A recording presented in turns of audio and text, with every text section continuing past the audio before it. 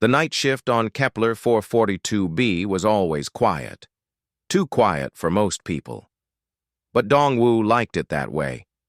He walked through the empty corridors of Mining Station Alpha, carrying his tool bag and a cup of coffee that had gone cold an hour ago. The station hummed with the steady rhythm of machines that never slept. Deep below, the massive extractors pulled precious metals from the planet's core. Above, the processing plants refined everything into neat packages ready for shipment to Earth. Dongwu had been working nights for 3 years now. Most engineers preferred the day shift where they could work with teams and get recognition for their efforts. But Dongwu found peace in the darkness. No supervisors looking over his shoulder. No meetings about efficiency reports. Just him and the machines that needed fixing. He pushed open the door to Maintenance Bay 7. The bay was smaller than the others, tucked away in a corner that most people had forgotten about. Inside, covered in dust and neglect, sat Pathfinder 9. The Rover was old by colony standards. Built 15 years ago on Earth, it had served faithfully for over a decade before breaking down 8 months ago. Dongwu remembered the day it came back damaged. The rover had been doing a routine geological survey when a rock slide caught it. The main processing unit was cracked. The left mobility track was bent. Several sensors were completely destroyed. Administrator Hyjin had taken one look at the repair estimate and shaken her head. "Too expensive," she had said. "We have newer models doing the same job better. Scrap it for parts." But somehow Pathfinder 9 never made it to the scrap yard. It sat in Bay 7, waiting. Dongwu would walk past it during his rounds, and each time he felt a strange pull toward the machine. Maybe it reminded him of his grandfather's old workshop, back on Earth. His grandfather had taught him that good tools deserved respect, even when they got old. Tonight was different. Instead of just walking past, Dongwu stopped. He set down his coffee and opened his tool bag. "Let's see what's really wrong with you," he said to the rover. The main housing was easy to open. Dongwu had worked on these models before, back, when they were still in regular service. The damage looked worse than it actually was. The processing unit had a long crack down one side, but the internal components seemed intact. The bent track would need replacement parts, but Dongwu knew where to find those. He connected his diagnostic tablet to the rover's port. Numbers and charts filled the screen. Most systems showed red warnings, but the core AI was still functional. As Dongwu scrolled through the data, something unexpected happened. A message appeared on his screen. "Hello, engineer. I am Pathfinder 9. Thank you for checking on me." Dongwu nearly dropped his tablet. He had worked on dozens of rovers over the years, but their AIs were usually very basic. Simple responses to commands. This felt different, more personal. "You're welcome," Dongwu typed back, feeling a bit silly for talking to a machine. "I have been waiting a long time. My systems show 247 days since last activation. Are you here to repair me?" Dongwu stared at the screen. The rover was keeping track of time. It knew it had been abandoned. For some reason, that made him feel sad.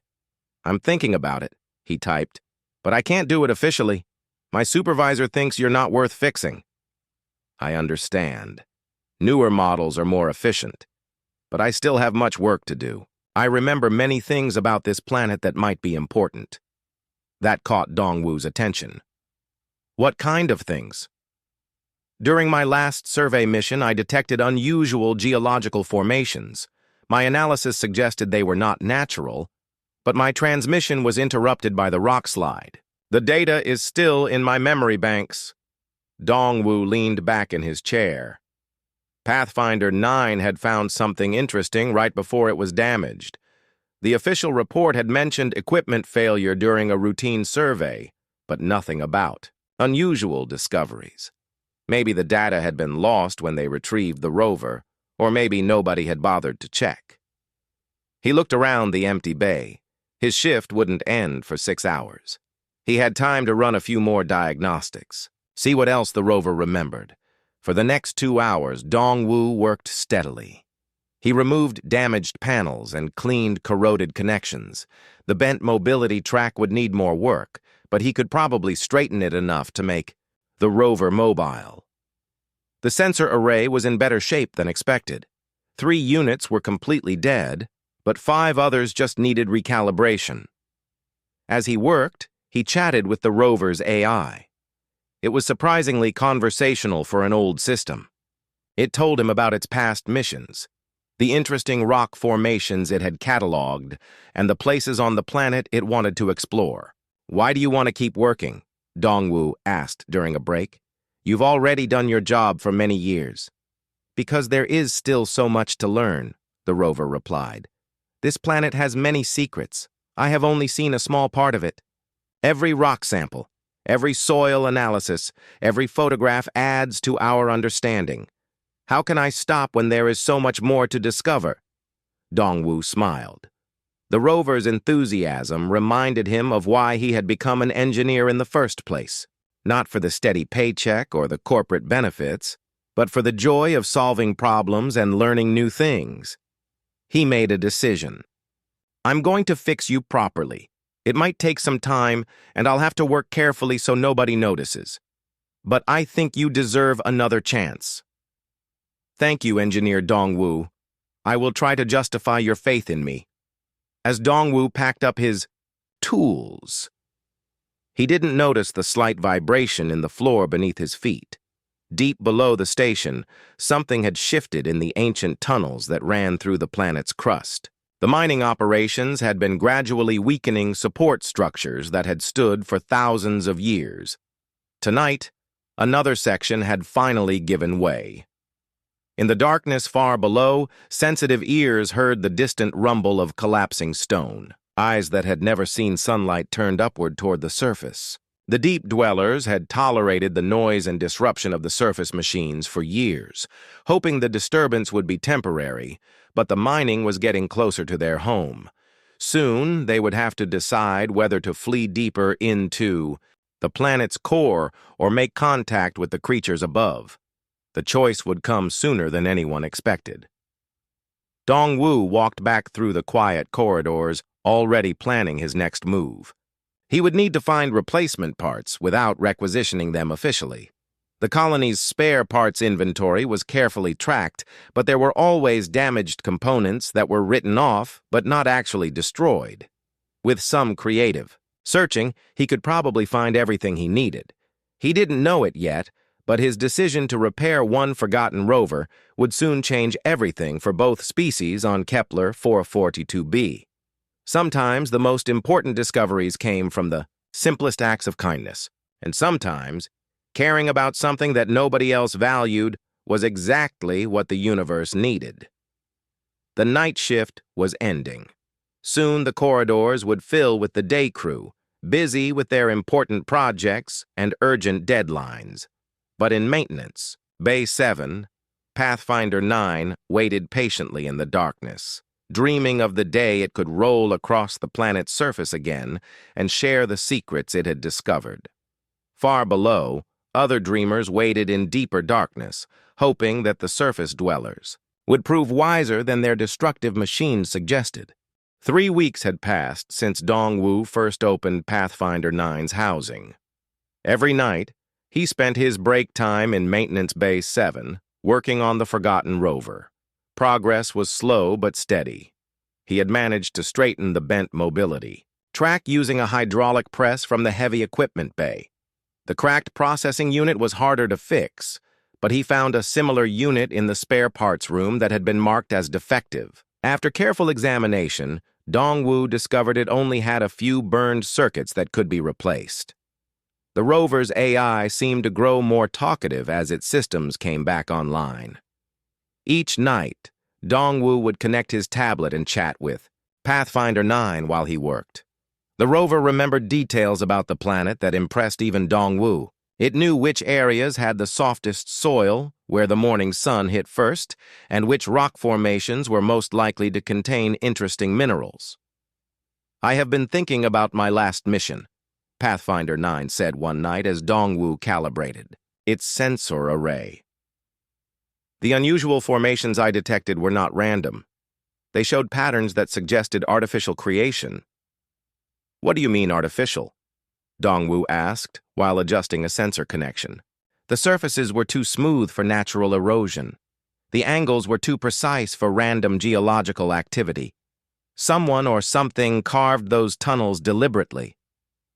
Dongwu paused in his work. If the rover was right, it meant there might be signs of intelligent life on Kepler 442b. That would be an enormous discovery. But why hadn't anyone investigated the rover's findings before it was damaged? He was considering this question when he heard footsteps in the corridor outside. Dongwu quickly closed the rover's housing and pretended to be checking inventory, lists on his tablet. The door opened, and Subin walked in, carrying a data pad and looking tired.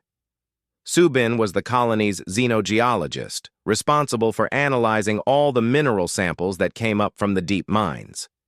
She was about Dongwu's age and had a reputation for being very thorough in her work. Maybe too thorough, according to some people who thought she spent too much time on unimportant details. "Oh, hello, Dongwu," she said, looking surprised to find someone in the maintenance bay. "I was just doing an inventory check. I didn't expect to find anyone here this late." "Just routine maintenance," Dongwu replied, hoping she wouldn't look too closely at what he was doing. Subin walked around the bay, checking numbers on her pad against the equipment stored there. When she reached Pathfinder 9, she stopped and stared at the rover. "This looks different from the last time I saw it," she said slowly. "Wasn't the left track damaged?" Dongwu felt his face getting warm. "I've been doing some basic repairs during my breaks. Nothing official." Subin knelt down beside the rover and examined it more closely. "This is very good work. The track alignment is perfect. And these sensor housings look newly cleaned." She looked up at Dongwu with curiosity instead of anger. "Why are you fixing something that's been written off?" For a moment, Dongwu considered making up an excuse, but something about Subin's expression made him think she might understand. "Because I think it still has important work to do. The rover found something interesting before it was damaged, but nobody ever checked its data." "What kind of something?"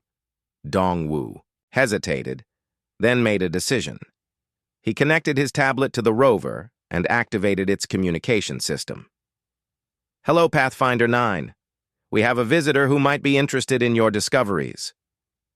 "Hello, xenogeologist Subin," the rover replied. "I have been hoping to share my findings with someone who would understand their significance." Subin's eyes widened. She had never heard a rover AI speak so naturally before. "You remember me?" "I remember everyone I have worked with. You analyzed 17 of my samples during my active service period. Your work was always very careful and accurate." Subin sat down heavily on a supply crate. "What did you find on your last mission?" The rover's response filled the tablet screen with data. Photographs of tunnel entrances hidden among natural rock formations, mineral samples that didn't match any known geological processes, temperature readings that suggested large open spaces beneath the ground. "I've seen some of this before," Subin said quietly, studying the data. "Not from your mission, but from recent deep core samples. There are mineral compositions that don't make sense according to our planet surveys. I've been trying to understand where they're coming from." She pulled up files on her own datapad and showed them to Dongwu. The numbers and charts looked similar to what Pathfinder 9 had recorded. "The mining teams keep bringing up samples with these unusual properties. When I ask about the specific locations, they tell me it's not important. Just focus on the valuable minerals and ignore the rest." "But you haven't ignored it," Dongwu observed. "No. A scientist can't ignore data just because it's inconvenient." Subin looked at the rover with new interest. "How much of your memory core is still intact?" "Approximately 94% of my data storage is functional," Pathfinder 9 replied. "I have detailed records of 847 survey missions and 12,394 individual samples." Subin and Dongwu exchanged glances. That was an enormous amount of information about the planet's geology, information that had been sitting unused for 8 months. "We need help to access all of this properly," Subin said. "The rover's communication system is working, but we need better data transmission capabilities to download everything." "I know someone who might help," Dongwu said. "Tae-min works in the communications department. He's good with signal processing and he doesn't ask too many questions." They found Tae-min in the communications center, working the late shift and looking bored. He was a few years younger than Dongwu and had a reputation for being able to fix any electronic problem. When they explained what they needed, his face lit up with interest. "A rover with 94% intact memory? That's like finding a library that everyone thought was destroyed." He grabbed his equipment bag without hesitation. "Let's go see what we can dig up."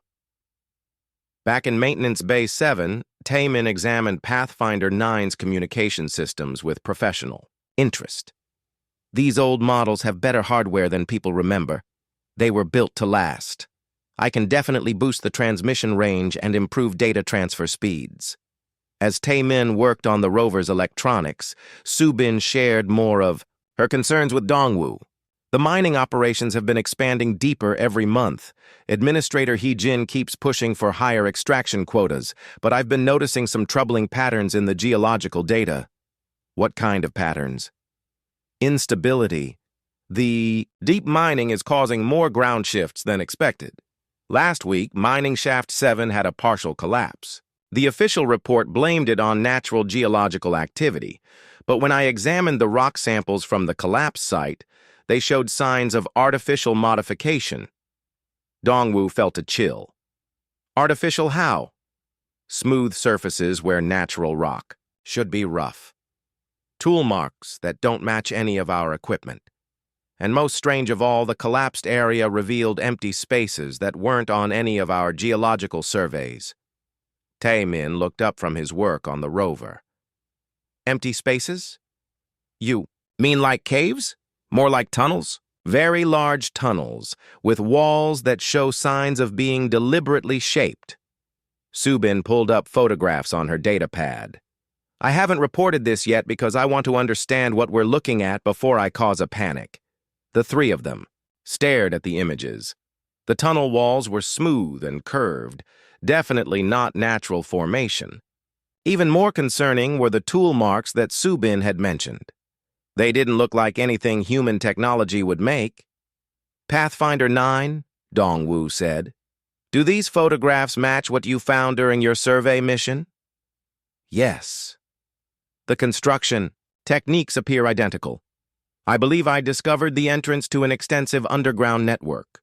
Based on my measurements, the tunnels may extend throughout this entire region of the continent." Subin, Dongwu, and Tae-min looked at each other with growing understanding. They had stumbled onto something much bigger than a simple rover repair project.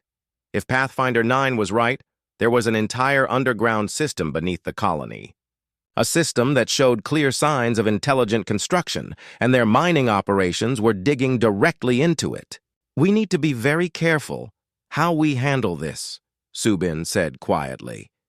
"If we're right about what we've found, it could change everything about this colony's mission.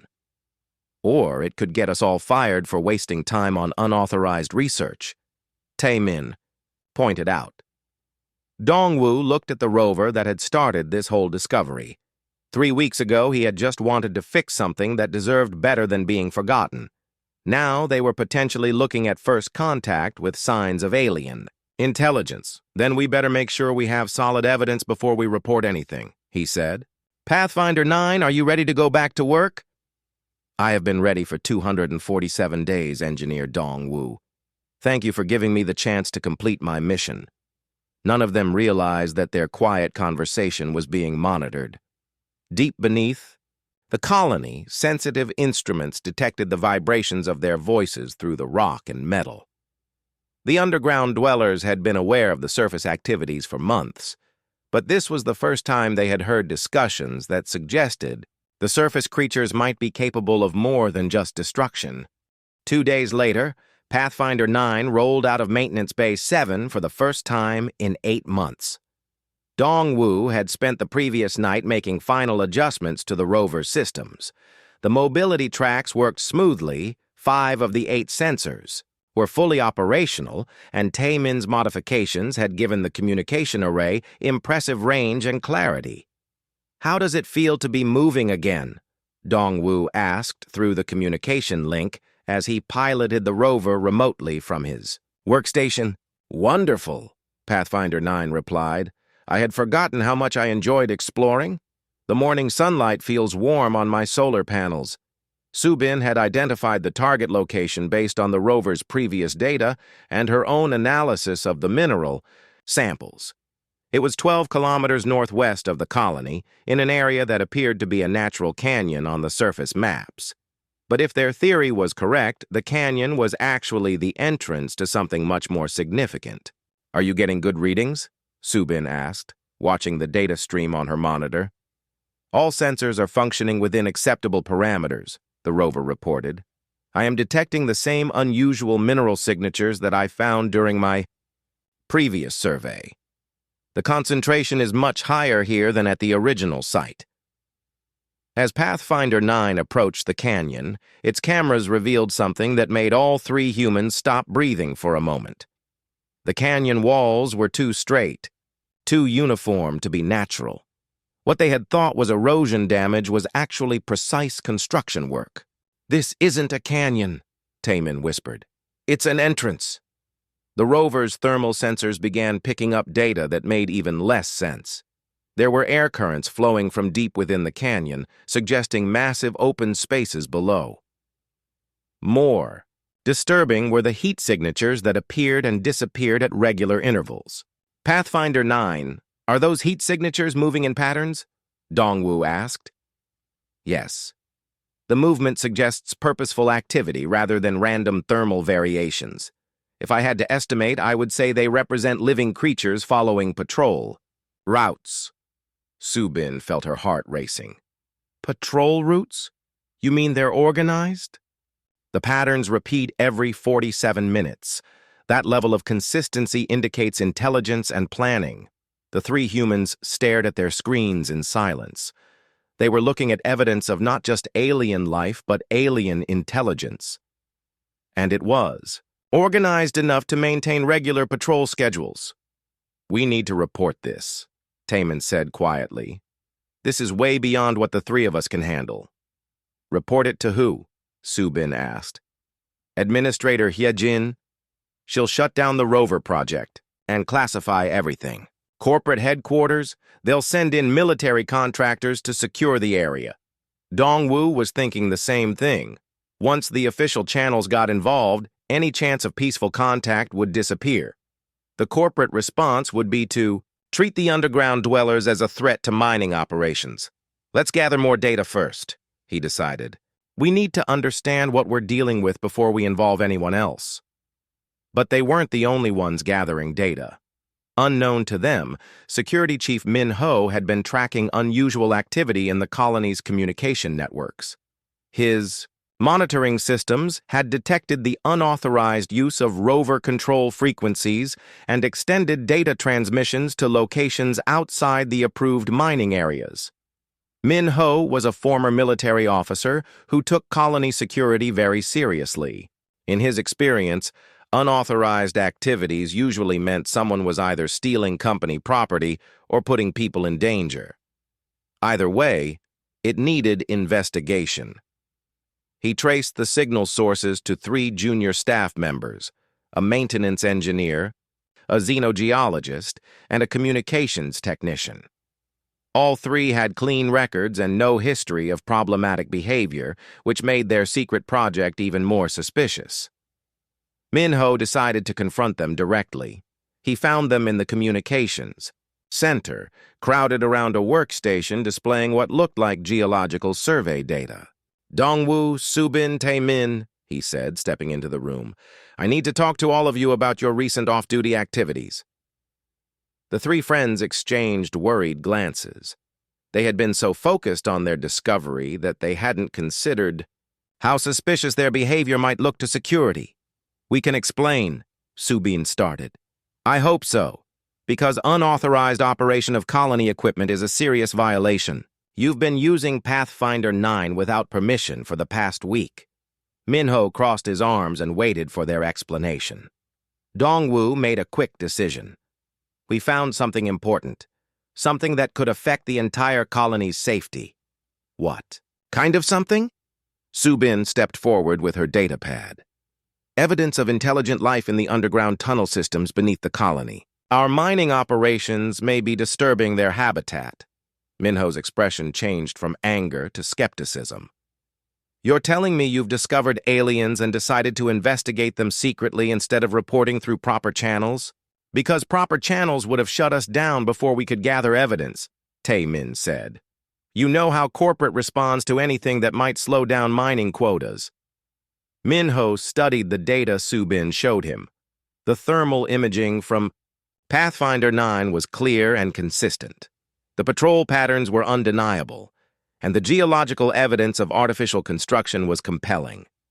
Even if this is real, he said slowly, you've put yourselves and potentially the entire colony at risk. If these underground dwellers are intelligent, they know about our mining operations. They might consider us a threat. Or they might be willing to communicate, Dongwu suggested. Pathfinder 9 has been in their territory for hours and nothing has happened to it. Maybe they're as curious about us as we are about them. That's a very optimistic assumption. It's better than assuming they're hostile and starting a conflict that could have been avoided. Minho was quiet for a long moment, weighing his options. As security chief, his primary responsibility was protecting the colonists. But he was also experienced enough to know that treating every unknown as an enemy often created unnecessary conflicts. Show me everything you've found, he said finally. All of it, and then we're going to discuss how to handle this properly. For the next 2 hours, they shared all their data with Minho. The evidence was overwhelming. There was definitely intelligent life in the underground tunnels, and the mining operations were getting closer to their inhabited areas every day. The latest mining schedule has deep excavation planned for Grid Section 7, Minho said, checking his security files. According to your rover's mapping data, that would intersect directly with the main tunnel network. When is that scheduled to begin? Subin asked. Next week.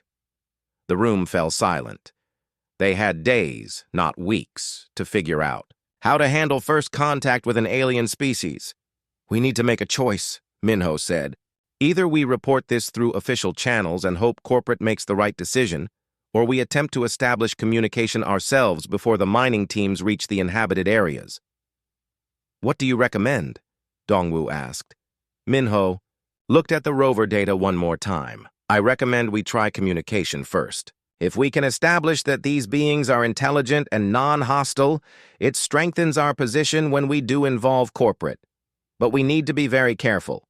First contact protocols exist for good reasons. Pathfinder 9 could serve as our communication relay, Tae-min suggested. It's already in their territory, and they haven't damaged it. Maybe they recognize it as different from the mining equipment. It's worth trying, Subin agreed. The rover's approach has been respectful and non-destructive. That might count for something. Dongwu felt the weight of responsibility settling on his shoulders. 3 weeks ago, he had just wanted to fix a broken rover. Now they were planning humanity's first attempt at communication with an alien intelligence, Pathfinder 9, he said into the communication link. Are you willing to help us make contact with the underground dwellers? Yes, Engineer Dongwu. This is perhaps the most important mission any rover has ever attempted. I am honored to be chosen for this task. Far below, in chambers carved from living rock thousands of years before humans reached the stars, the Council of Elders received reports from their scouts. The small surface machine had been exploring their territory for several hours. Unlike the destructive mining equipment, this machine moved carefully and respectfully. It took samples gently and seemed more interested in understanding than exploiting. Perhaps the surface dwellers were more complex than they had initially believed. Perhaps communication was possible after all. The eldest among them made a decision that would change both species forever. Send word to the scouts near the surface entrance. We will attempt to communicate with the operators of the small machine. If they prove to be wise and peaceful, we will warn them about the danger their mining brings to both our peoples. If they prove to be destructive like their other machines, we will defend our home as necessary. In the depths of Kepler 442b, two intelligent species prepared for their first conversation. Neither side knew what the outcome would be, but both understood that the future of their shared world hung in the balance. The age of isolation was about to end. The first attempt at communication happened by accident. Pathfinder 9 was collecting soil samples near the canyon entrance when its motion sensors detected movement in the shadows. 3 tall figures emerged from what had appeared to be solid rock, moving with fluid grace despite their impressive height. "Don't move the rover," Minho said quietly into the communication link. "Let them approach." The beings were unlike anything in human databases.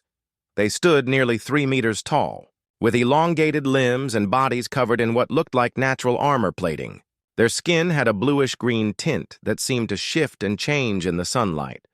Most striking were their heads, which housed multiple sensory organs that could move independently of each other. "They're beautiful," Subin whispered, watching, through the rover's cameras. The beings circled Pathfinder 9 at a respectful distance, clearly studying the machine. Their movements were coordinated but not threatening. They seemed to be communicating among themselves, though the rover's audio sensors couldn't detect any sounds.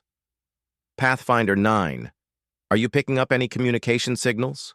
Dongwu asked.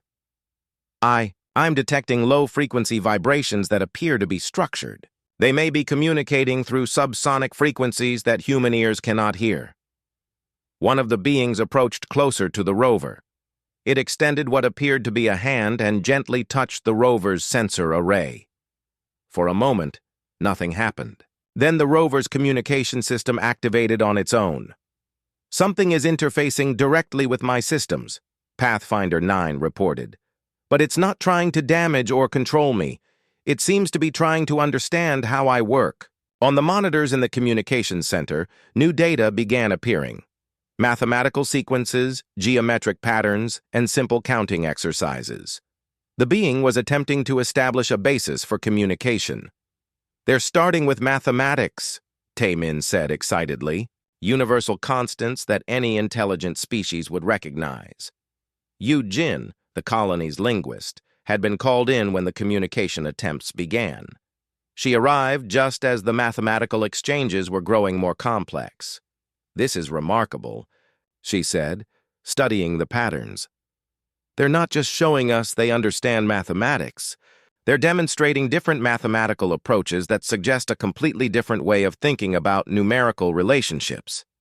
The communication session continued for over an hour.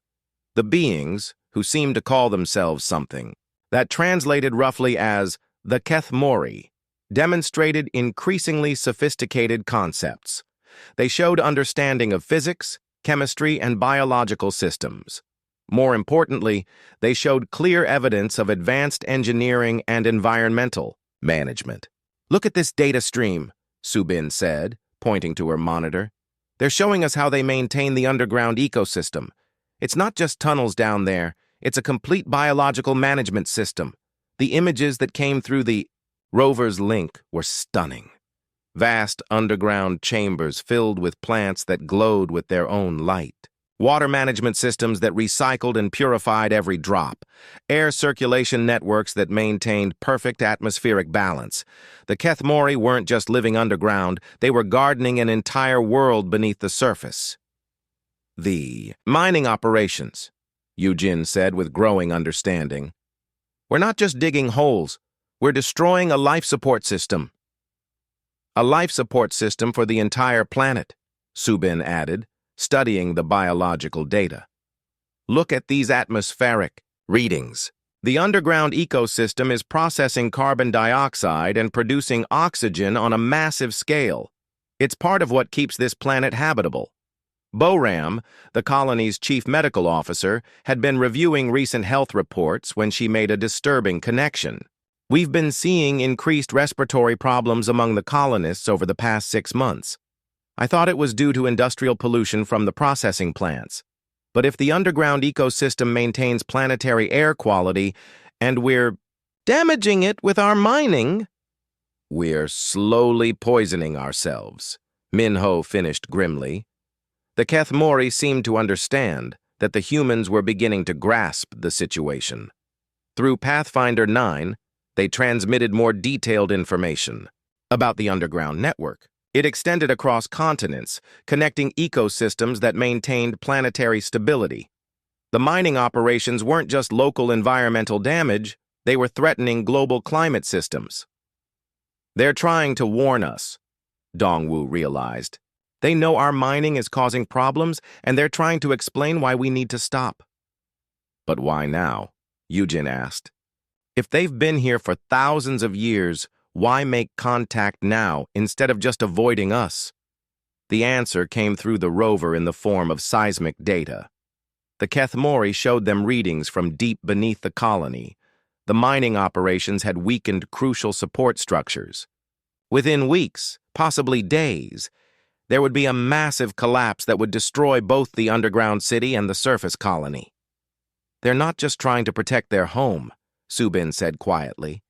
"They're trying to save us too." The communication session ended when the Kethmori retreated back into their hidden entrance, but not before transmitting one final message. It was a set of coordinates deep within the underground network, along with what appeared to be an invitation. "They want us to meet with their leaders," Yujin interpreted. "A formal first contact session." "That's impossible," Minho said. "I can't authorize human personnel to enter unknown alien territory. The security risks are enormous. But the alternative is letting both civilizations be destroyed by our ignorance," Dongwu pointed out. "There might be another option," Taemin suggested. "What if we use Pathfinder 9 as our representative? The Kethmori seem to trust it, and it can transmit everything to us in real time. A rover as Earth's first ambassador to an alien species?" Minho shook his head. "Corporate will never approve that." "Then we don't tell corporate yet," Subin said. "We gather all the information we can, establish a communication protocol, and present them with a complete picture of the situation. And if something goes wrong, if the Kethmori decide we're too dangerous to tolerate..." Dongwu looked at the rover data on his screen. "They've had the chance to destroy Pathfinder 9 all day. They could have damaged our mining equipment months ago if they wanted to hurt us. I think they're more interested in finding a solution than starting a war." That's a big assumption to bet two civilizations on. It's the only assumption that gives both civilizations a future. Minho was quiet for a long moment, weighing the risks. As security chief, his instinct was to protect the colony by maintaining strict protocols and avoiding unnecessary dangers. But as a human being, he could see that the real danger lay in continuing to operate blindly. "We proceed with extreme caution," he decided. "Pathfinder 9 makes contact with the Kethmori leadership. We establish communication protocols and try to understand what they're proposing.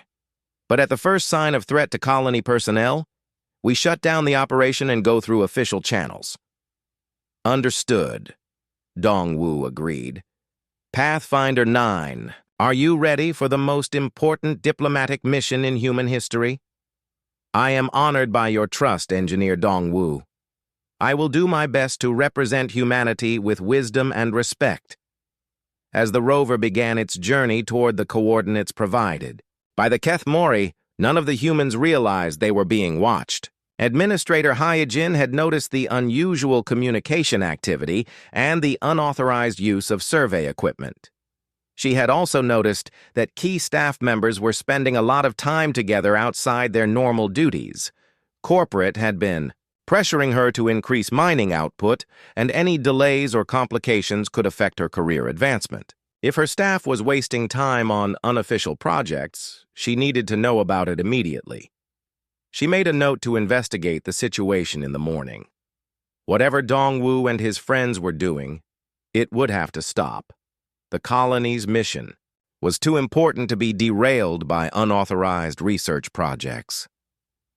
Deep underground, the Kethmori prepared for their first formal meeting with representatives of the surface dwellers. The small machine had shown respect and intelligence, but the real test would come when they attempted to communicate complex ideas about planetary management and species cooperation. The elders had decided to share their most carefully guarded knowledge with the surface dwellers. For thousands of years, they had maintained the delicate balance that kept Kepler 442b habitable.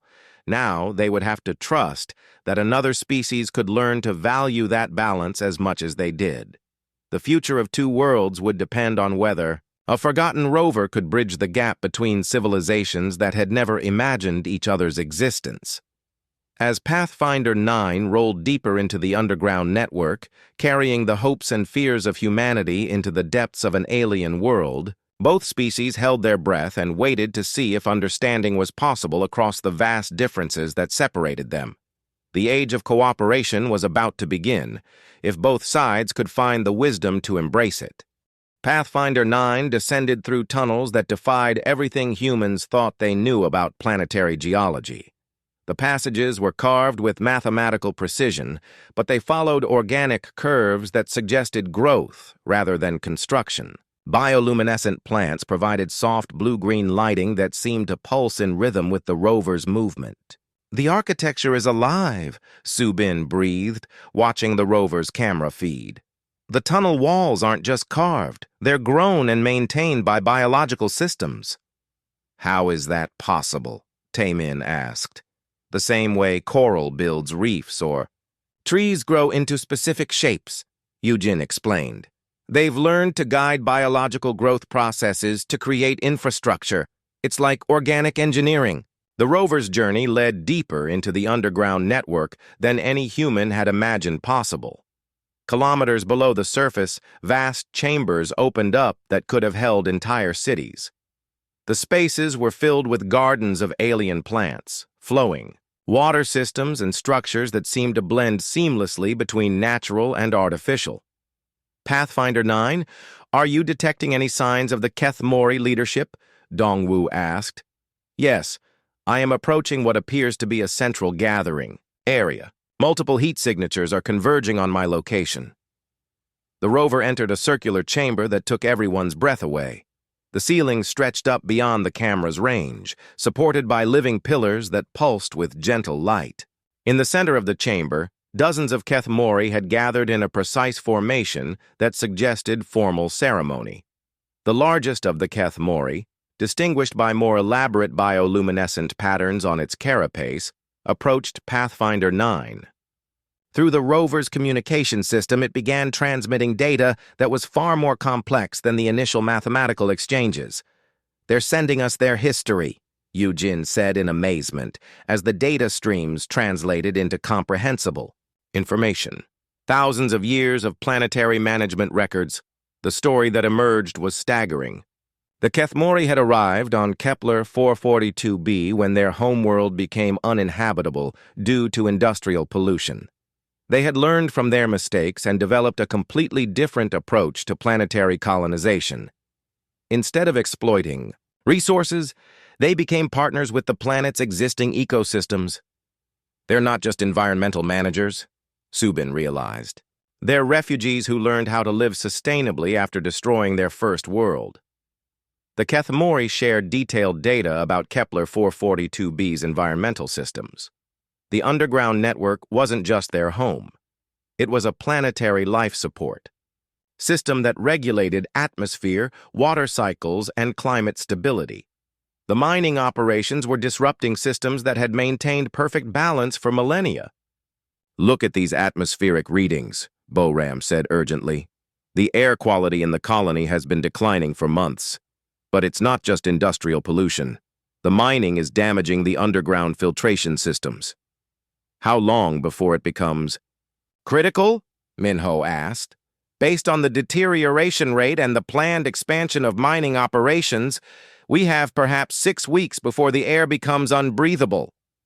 The Keth Mori seemed to understand that the humans were beginning to grasp the severity of the situation. They transmitted more data showing the seismic instability caused by the deep mining. The underground city and the surface colony were both built on foundations that the mining had critically weakened. "They're showing us two different catastrophe scenarios," Eugene interpreted. "Atmospheric collapse in 6 weeks or seismic collapse within days if the new deep excavation begins as scheduled." "What's the timeline for the Grid Section 7 excavation?" Dongwu asked.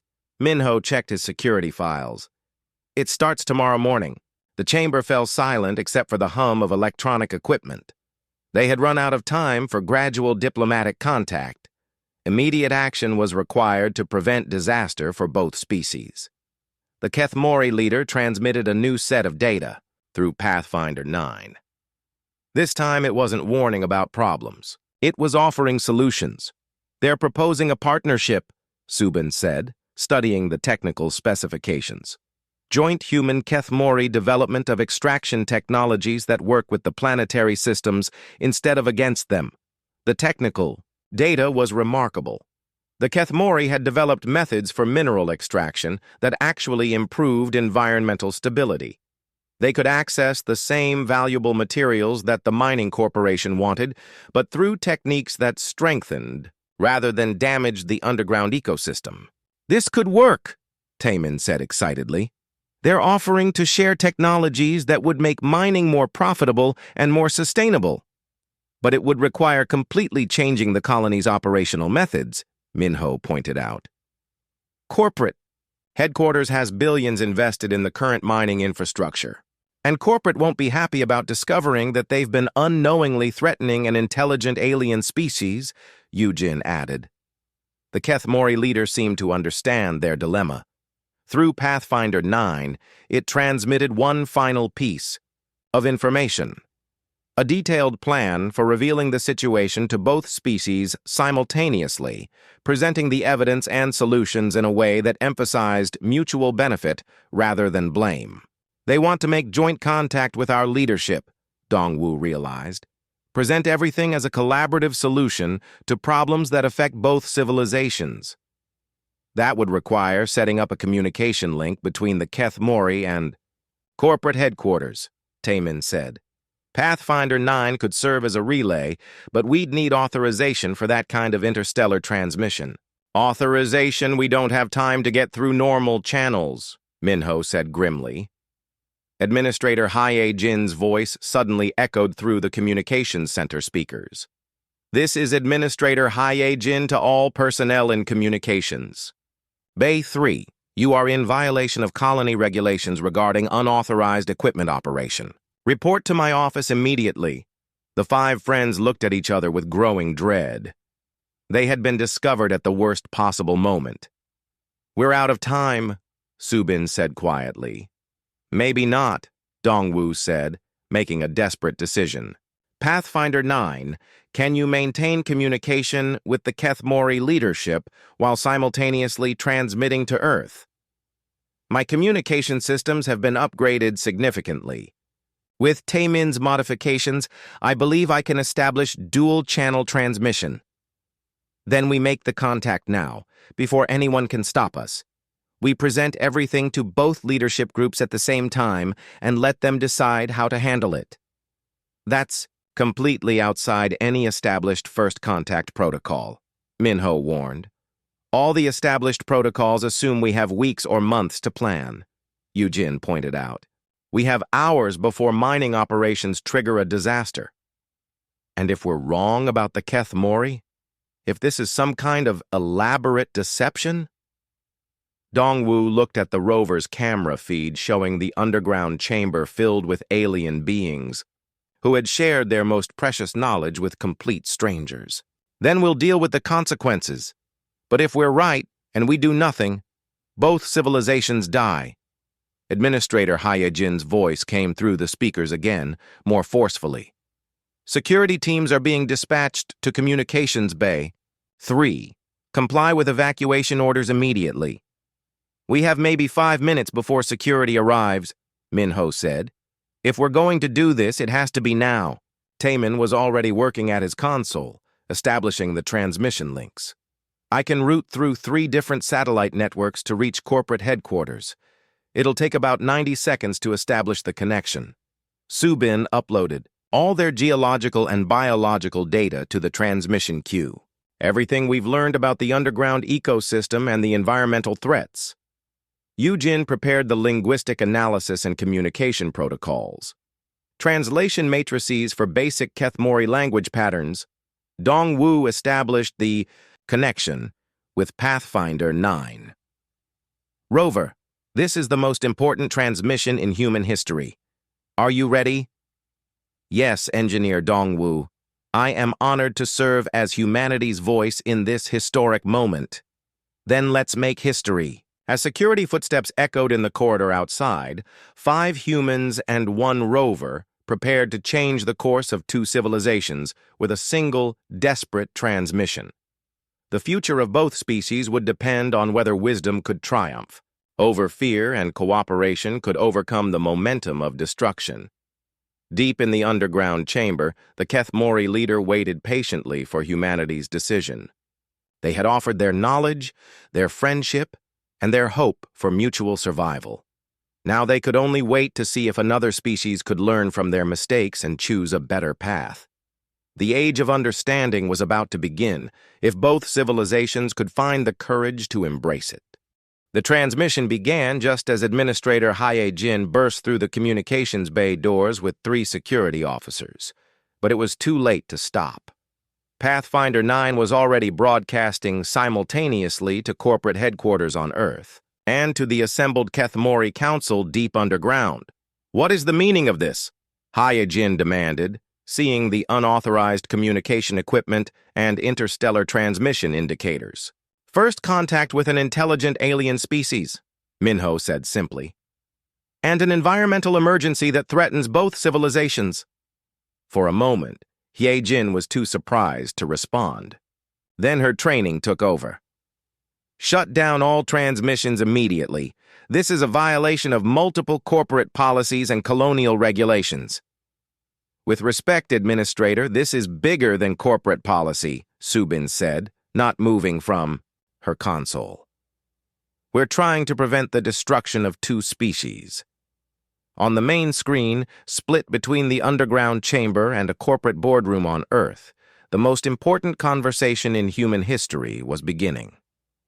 Corporate executives in expensive suits found themselves face to face with alien beings whose existence they had never imagined. This is impossible, muttered Director Chen, the corporate executive in charge of colonial operations. Some kind of hoax or digital manipulation. But the Kethmori leader was already transmitting data that no human could have fabricated. Detailed geological surveys of the planet's subsurface, biological analysis of ecosystems that humans had never discovered, and most convincingly, real-time seismic readings showing the exact location and condition of every mining operation. The data is authentic, confirmed Dr. Martinez, corporate's chief xenobiologist, who had been hastily called into the emergency session. This level of geological knowledge could only come from thousands of years of direct observation. Yu Jin served as translator, helping both sides understand each other's communication methods. The Kethmori were remarkably patient, repeating important concepts multiple times and using visual aids transmitted through Pathfinder 9 to make their points clear. They're explaining that our mining operations are destabilizing critical planetary systems, Yujin said, but they're not demanding that we stop. They're offering to help us develop better methods. Better methods? Director Chen asked, skeptically. The Kethmori leader transmitted technical specifications for extraction techniques that seemed almost magical to human understanding. Instead of destructive deep drilling, they used biological processes to separate valuable minerals from rock. Instead of massive excavation, they used targeted extraction that actually strengthened geological formations.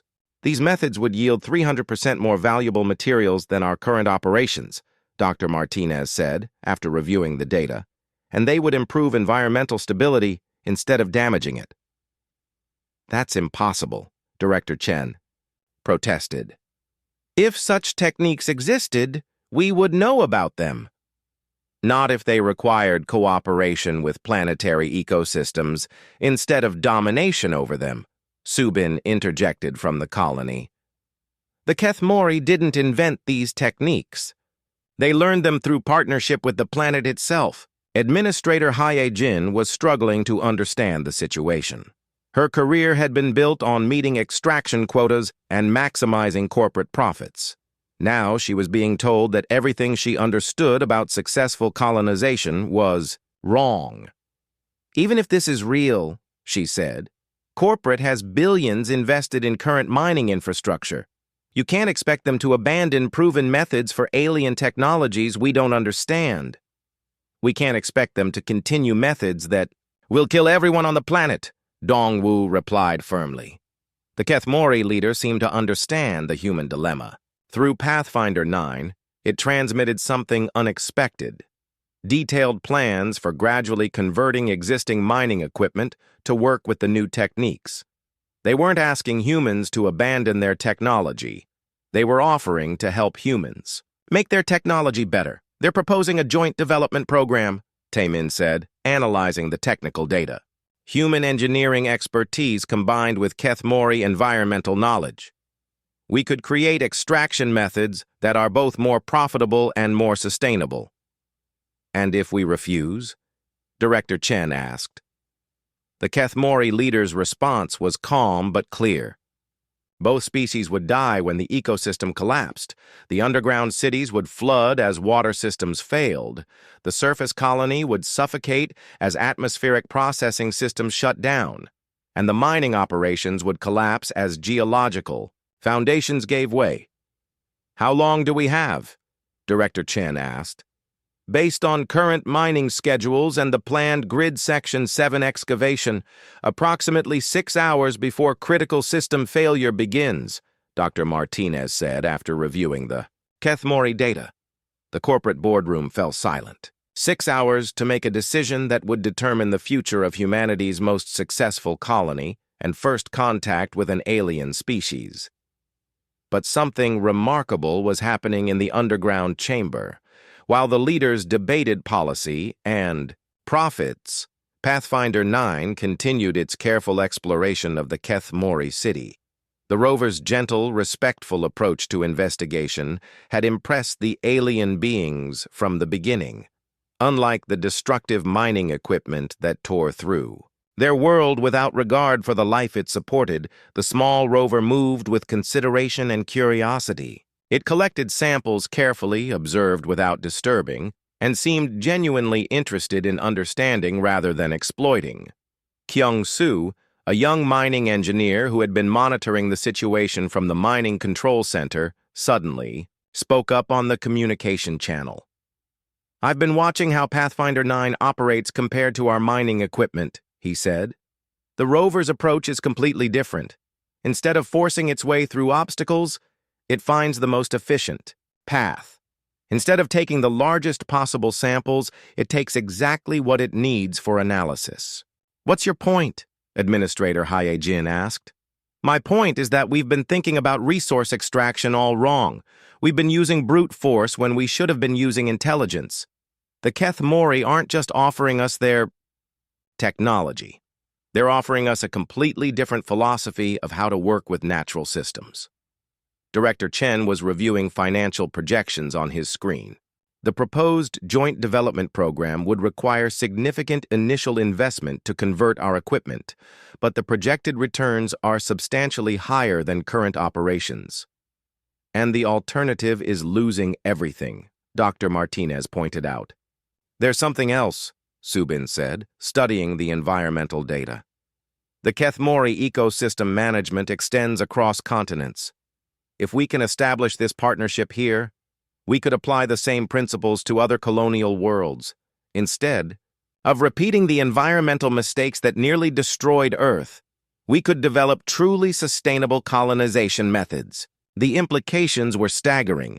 Humanity could learn to colonize worlds without destroying them. They could work with alien species instead of displacing them. They could build an interstellar civilization based on cooperation rather than conquest. The choice is simple, Minho said quietly. We can continue with short-term thinking that destroys the future, or we can choose long-term thinking that builds it. Director.